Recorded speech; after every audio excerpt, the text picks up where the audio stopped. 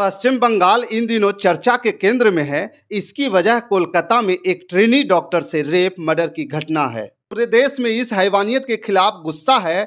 लोग सड़कों पर हैं। सवाल ममता बनर्जी की सरकार पर भी उठ रहे हैं। 12 दिन से जारी इस हंगामे और पूरे घटनाक्रम पर सीएम ममता बनर्जी घिरी दिख रही है। मामले की जांच सीबीआई के हाथों में है। इस केस से जुड़े अभी कई अनसुलझे सवाल हैं, लेकिन इस घटना ने 31 साल पुरानी एक और घटना की यादें ताज़ा कर दी है। ये कहानी इसलिए खास है और मौजू है क्योंकि ये घटना भी बलात्कार की थी। इसके किरदार में भी ममता बनर्जी थी। तब भी सवाल सरकार पर उठे थे। दोस्तों नमस्कार, मैं हूं पवन चंचल और आप देखना शुरू कर चुके हैं जन जोश न्यूज़। अगर आप इसे फेसबुक पे देख रहे हैं तो फॉलो कीजिए और यूट्यूब पे देख रहे हैं तो सब्सक्राइब कीजिए। ये बात साल 1993 की है। साल 1993 की शुरुआती दिनों की बात है। तब सूबे में ज्योति बसु की सरकार थी और वामपंथ का दबदबा जोरों पर था। उस वक्त नदिया जिले में एक दिव्यांग से बलात्कार की घटना हुई थी।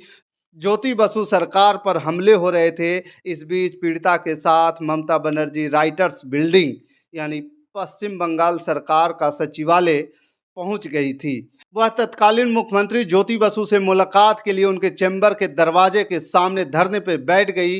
ममता का आरोप था कि राजनीतिक संबंधों की वजह से ही दोषियों को गिरफ्तार नहीं किया जा रहा है, लेकिन बसु ने उनसे मुलाकात नहीं की।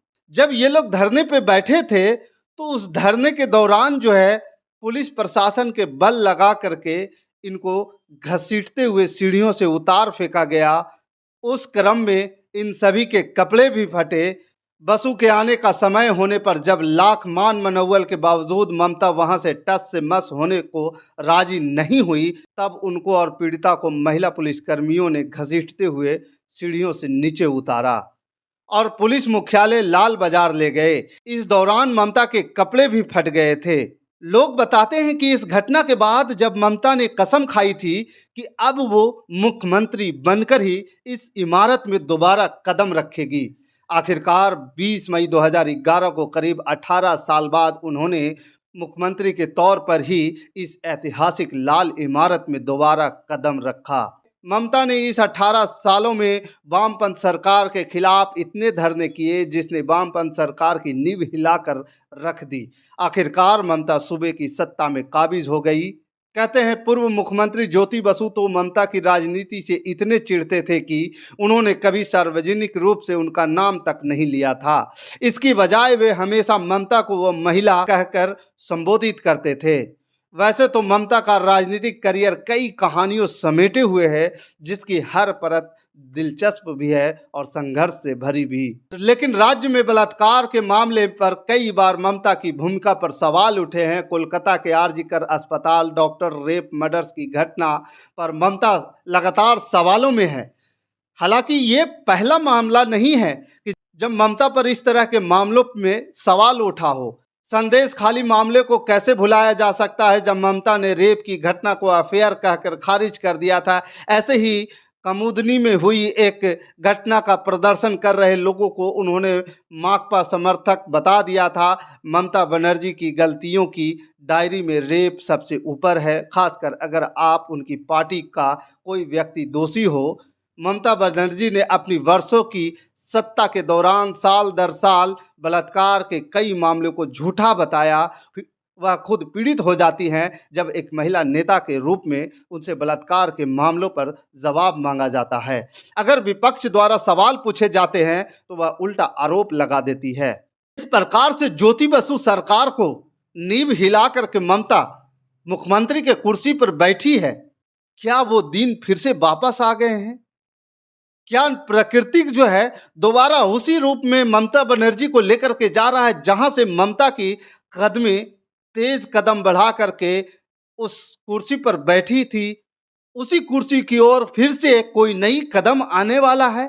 या फिर कोई नई सरकार जो है, इस तरह के माहौल जो बन रहे हैं लगातार जो है, जिस प्रकार से रेप की घटनाएं वेस्ट बंगाल में हो रही है, पश्चिम बंगाल की महिलाएं जो है त्राहिमाम कर रही हैं। रात ही रात को सड़कों पर उतर के मशाल जुलूस जला करके न्याय की गुहार लगा रहे हैं, इंसाफ मांग रहे हैं, पीड़िता को न्याय मिले। देर से मिला हुआ न्याय अन्याय होता है, तो फिर क्यों ममता बनर्जी चुप है, वो भी एक महिला होकर के? क्या ममता बनर्जी को इस बात को पता नहीं है कि जब एक महिला के साथ जो है रेप होता है, बलात्कार होता है, तो उस दौरान उस महिला को कितनी मौतें मरनी पड़ती है? क्या ये नहीं पता है ममता बनर्जी को एक महिला होने के नाते कि जब भी एक नारी के ऊपर बलात्कार होता, अगर वो जीवित रह जाती है, तो वो पल पर उस रेप को भुगतते रहती है? क्या इस ऐसी क्या ऐसी घटनाओं को जानने के बाद, समझने के बाद भी, एक महिला होने के बाद भी ममता बनर्जी को इस चीज़ों से दूरी बना कर के रखना, क्या ममता बनर्जी की सरकार की सेहत के लिए अच्छा है या नहीं? ये तो ममता बनर्जी बेहद ज़्यादा जानती हैं।